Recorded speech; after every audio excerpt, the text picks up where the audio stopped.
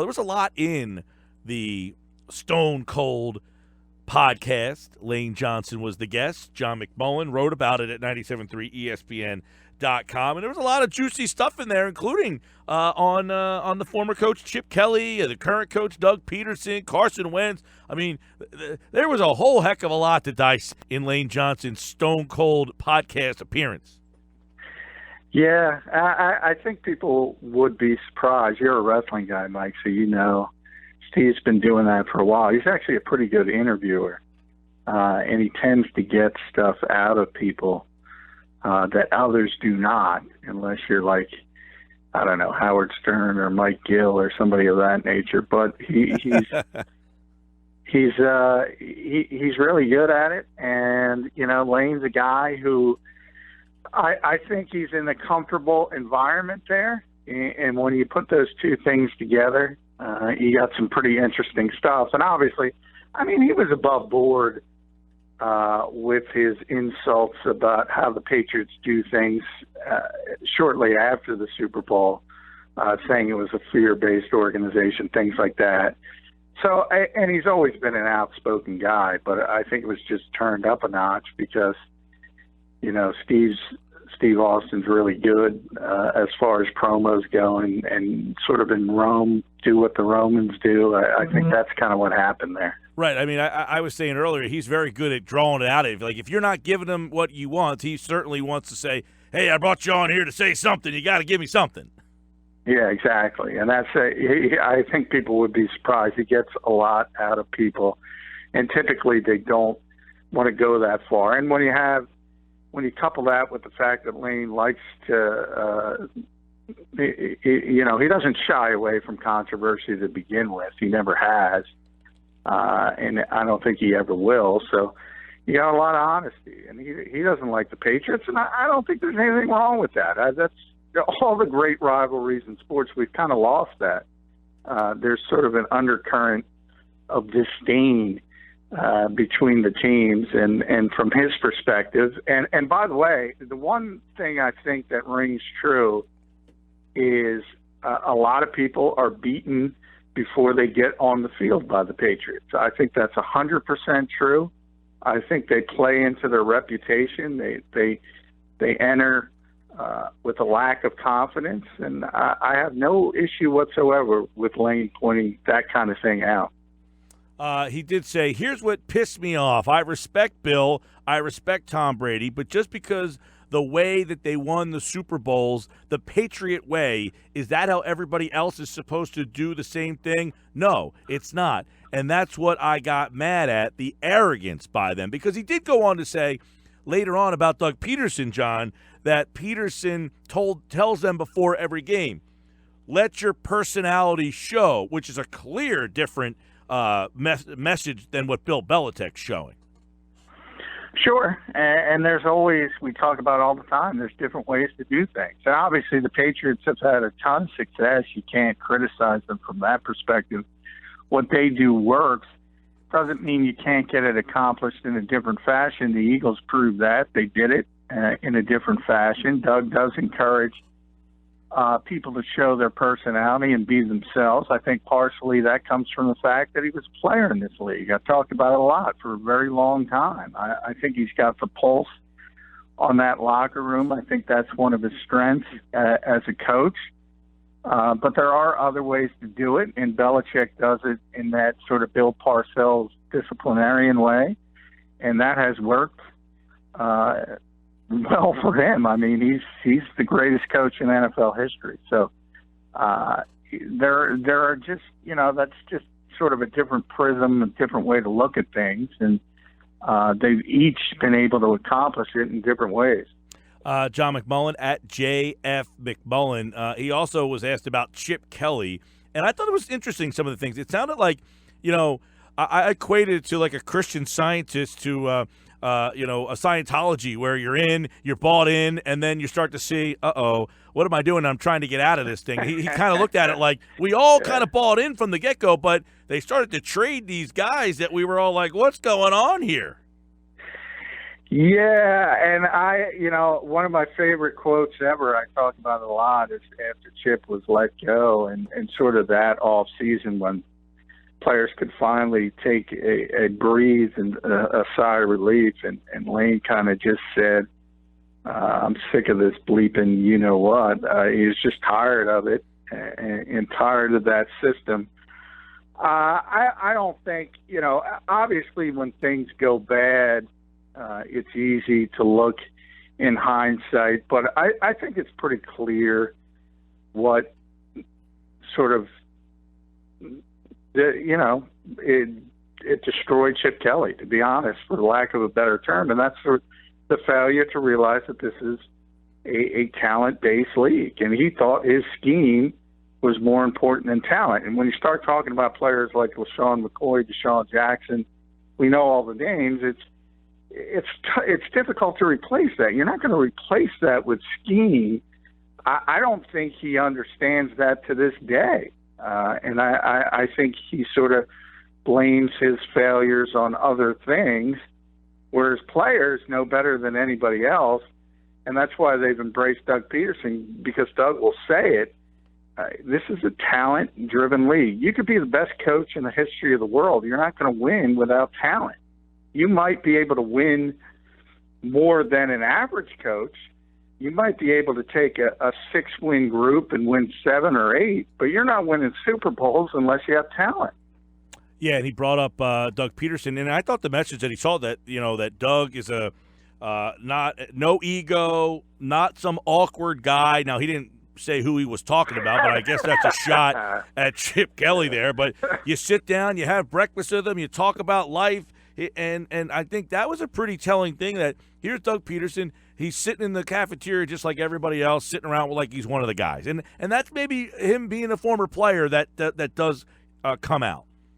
Yeah, that's exactly it. And I tell this story a lot too. I mean, you would see Chip Kelly in the halls of the NovaCare complex, and he wouldn't make eye contact. He wouldn't acknowledge your existence, and it's just. And Jeffrey Lurie coined the term emotional intelligence. We all laugh about that, but that's the kind of stuff he's talking about. And I remember the first week Doug got hired. I was walking down the same hallway where Chip Kelly would not even look at me or give me any eye contact with another reporter.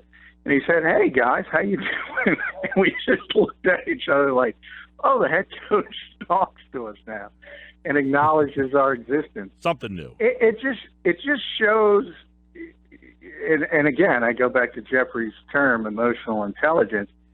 It doesn't mean you're going to be a good coach. It doesn't mean you're going to be a bad coach.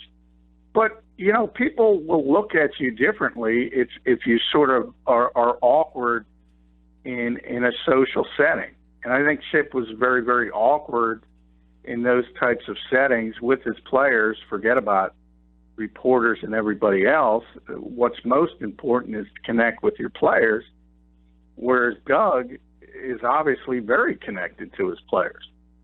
Yeah, and Doug also he did mention that we got off to a rocky start, and I guess he could have said in that comment, we got off to a rocky start, and I was wondering if this was good.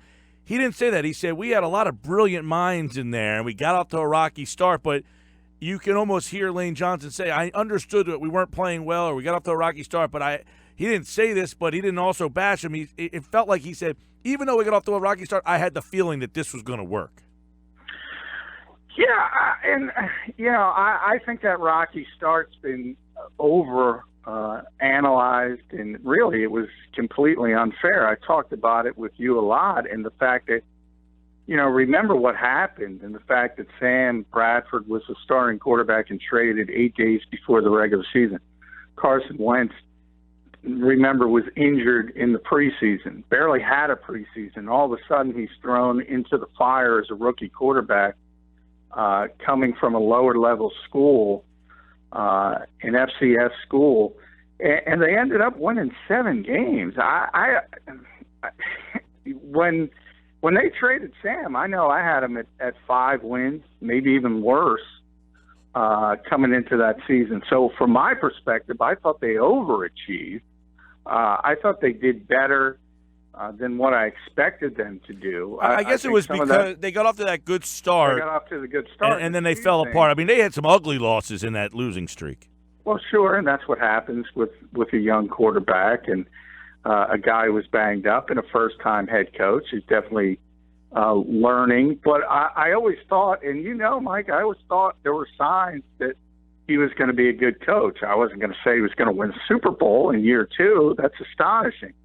But it all started when Sam was upset after they drafted Carson Wentz, and I often said he handled that well. He showed himself to be a leader, and I think that's more important than sometimes we get all sort of mucked up in the X's and O's. And Doug's proven to be a very good X's and O's coach as well, but I think his strength remains as a leader. And, you talk about Lane and you talk about Belichick and you talk about Robert Kraft looking down on the Eagles. Remember who Mike Lombardi is. He's a Belichick guy. And he kind of is a sort of a house organ for what Belichick says. So Belichick's probably like everybody else who said Doug Pederson isn't prepared to do this. Doug Pederson isn't good enough. And certainly if you're the best coach in the history of football, you're probably going into that game saying, well, I'm going to out-coach this guy. Didn't necessarily turn out that way.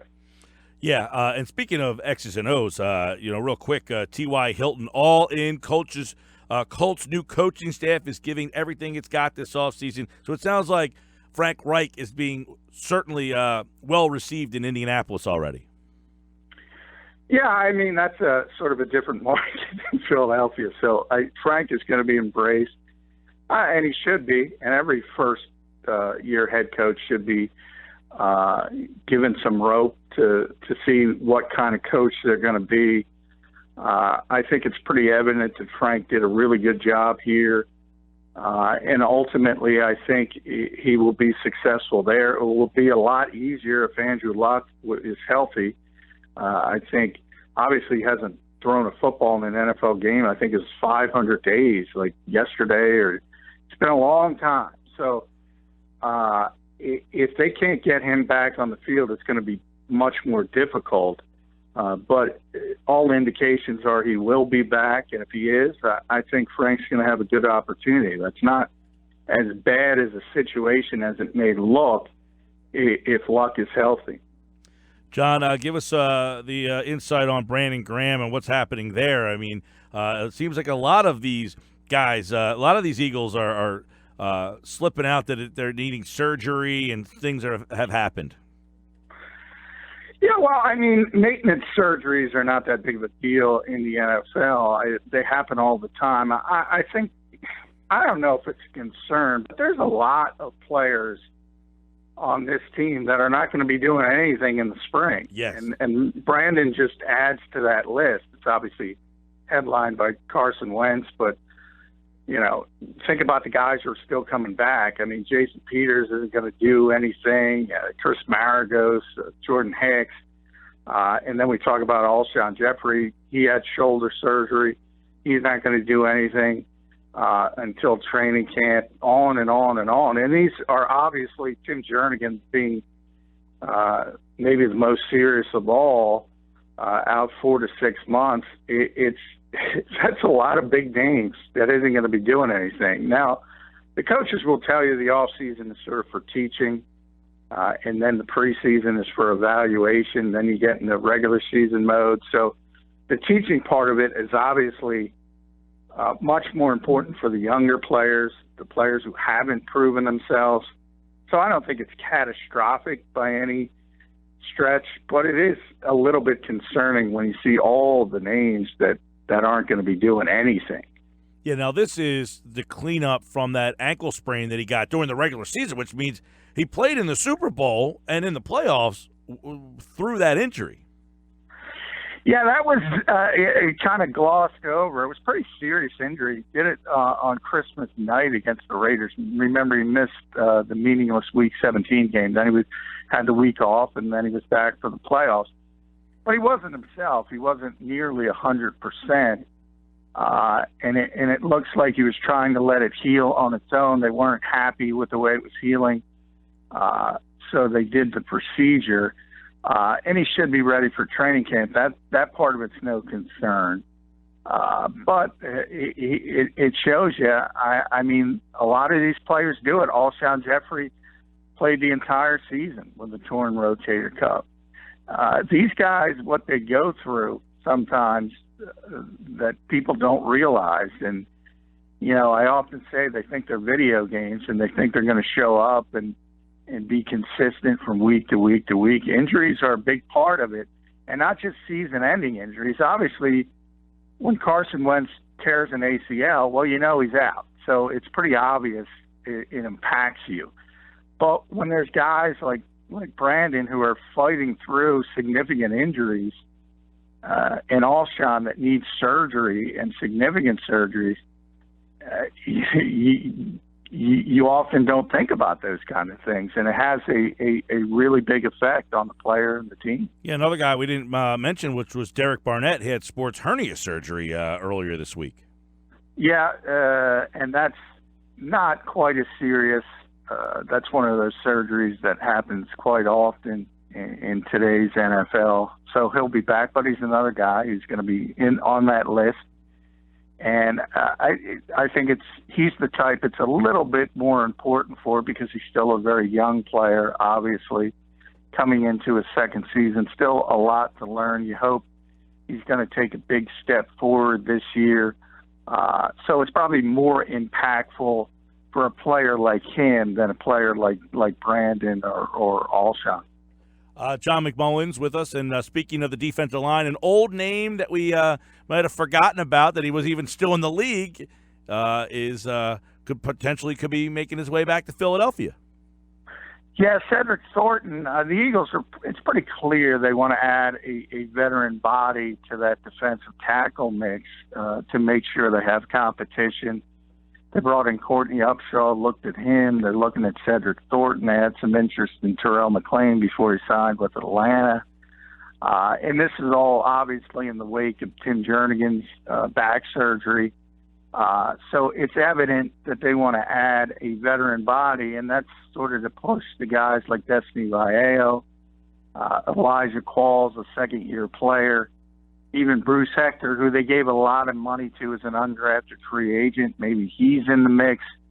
But they want to push those guys and not just say, okay, you step up, it's your job now that Tim Jernigan's out. And I think the Eagles are kind of lucky. When you project to the regular season and you think about the way the NFL has gone with all the 11 personnel being played on offense as 3 wide receiver sets, you can get by with Haloti Ngata as your 2-down sort of run stuffer next to Fletcher Cox. And then you have tremendous versatility with Brandon Graham. Will be healthy by that point. Michael Bennett, they can both move inside. So I don't think it's crisis situation at all.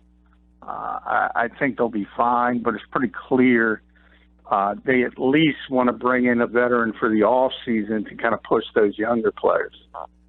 One thing. When is the next workouts for a bunch of is there a mini camp coming up? Next week on field OTAs on Monday. We'll be in there on Tuesday. So that's when you'll get a look at some of the veterans, as we just talked about. A lot of them won't be doing anything, but they'll be on field for the first time. And then the mandatory mini camp, where everybody's got to be there, is June 12th, I believe, starts. Which, gives a lot of those second guys and third guys more reps and stuff, which always helps. And as Doug said, one of the things he said, bringing guys like Matt Jones in, Richard Rodgers, some of the, veteran free agent players that they've brought in more recently here, is that they want more competition, that they yearn and really value having competition at these at training camp. Yeah, and that's when they do bring in a defensive tackle, whether it's Cedric or somebody else, or Courtney Upshaw or a different name. that's the exact category they'll be in. They'll be in the same Matt Jones, Richard Rodgers category.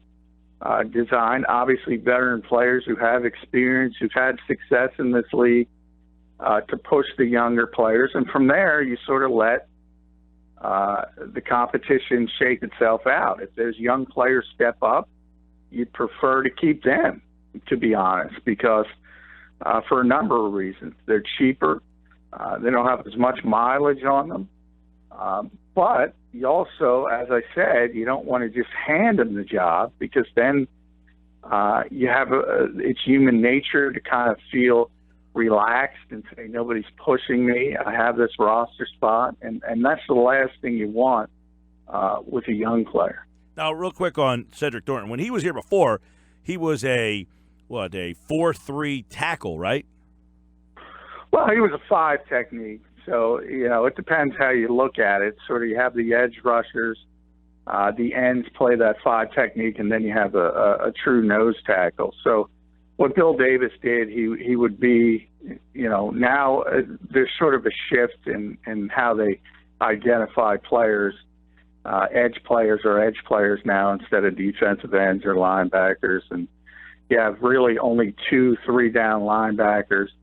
A lot of teams use a rover or like Malcolm Jenkins, who would often go all over the field, depending what they would call it. But for the Eagles, they basically had 2-5 techniques, a defensive tackle, which would be the nose tackle, and then they had an edge rusher. And Cedric was one of those 5 technique guys. John McMullen, of course, every day at this time right here on the Sports Bash, 97.3 ESPN. ESPN.com, real quick, ranked all 32 quarterback depth charts. They did this the last couple of years here. Do you know who's at the top, which team they feel the most confident about? Well, we know who it should be. It's pretty evident when you got a guy who's going to win the MVP and then he gets hurt, and the guy who replaces him is the Super Bowl MVP. That's pretty good. Yeah. The Eagles, by the way, number 1 on that list. Green Bay with Aaron Rodgers and DeShone Kizer, number 2. Tom Brady's and the Patriots with Brian Hoyer at number 3. Drew Brees and the Saints with Tom Savage as the backup at number 4. So they're your top guys. And by the way, Aaron Rodgers, DeShone Kizer, Tom Brady, Brian Hoyer. Why do you even do this depth chart if you don't enter in the backup quarterback? Yeah. You're saying those guys aren't qualified to be that high on the list? If you were doing a rating of best backup quarterbacks, let's put it this way: DeShone Kizer's not on the list. Not number 2. Brian Hoyer's not number 3. DeShone Kizer's never won a game in his life. He all of a sudden is elevated to the second best backup situation in the league. That's Aaron Rodgers straining his back to carry that. All right, more football tomorrow at this time here on the Sports Bash. Thanks, John. Thanks, Mike.